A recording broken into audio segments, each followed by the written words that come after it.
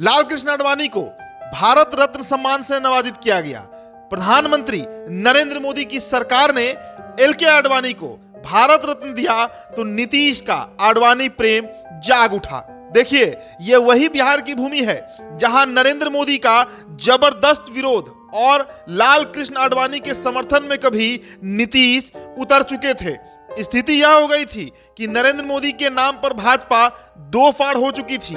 तब बिहार के तत्कालीन वित्त मंत्री सुशील कुमार मोदी ने लाल कृष्ण आडवाणी के समर्थन में जमीन आसमान एक कर रखा था। दूसरी ओर नरेंद्र मोदी के पक्ष में गिरिराज सिंह ने तूफान मचा डाला था। साल 2009 लोकसभा चुनाव में बीजेपी और जदयू ने मिलकर 32 सीटें जीती थी।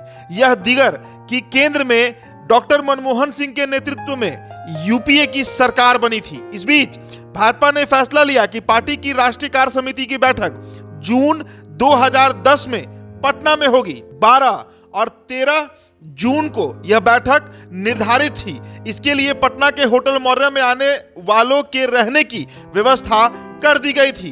तब आने वालों में एल.के. आडवाणी के साथ गुजरात के तत्कालीन सीएम नरेंद्र मोदी भी शामिल थे। नीतीश कुमार ने बड़े ही सौहार्दपूर्ण स्थिति में कार्य समिति में आए भाजपा नेताओं के लिए भोज का आयोजन किया था, पर होनी को कुछ और मंजूर था। उन्होंने खुद भोज की तैयारियों का जायजा भी लिया।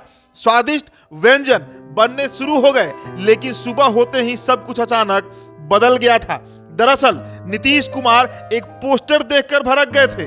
यह पोस्टर पटना के सभी अखबारों में छपा था।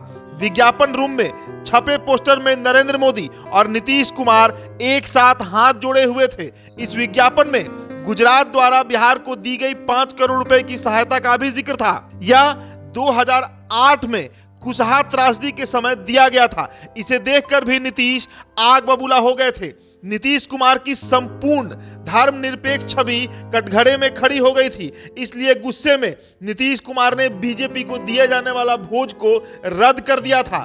बाद में गुजरात की सहायता राशि भी वापस कर दी। हालांकि सुशील मोदी के मुताबिक नीतीश ने भोज रद्द करने से पहले एक शर्त रखी थी। नीतीश ने कहा था कि अगर भोज में नरेंद्र मोदी नहीं आएंगे तो भोज हो सकता है। इस भोज के रद्द होने के बाद एल.के. आडवाणी, नितिन गडकरी, अरुण जेटली सभी स्तब्ध रह गए थे। नीतीश कुमार के फैसले से नरेंद्र मोदी बेहद बिफर गए थे। उन्होंने बीजेपी के तत्कालीन राष्ट्रीय अध्यक्ष नितिन गडकरी से मांग की थी कि पार्टी नीतीश सरकार से समर्थन वापस ले ले।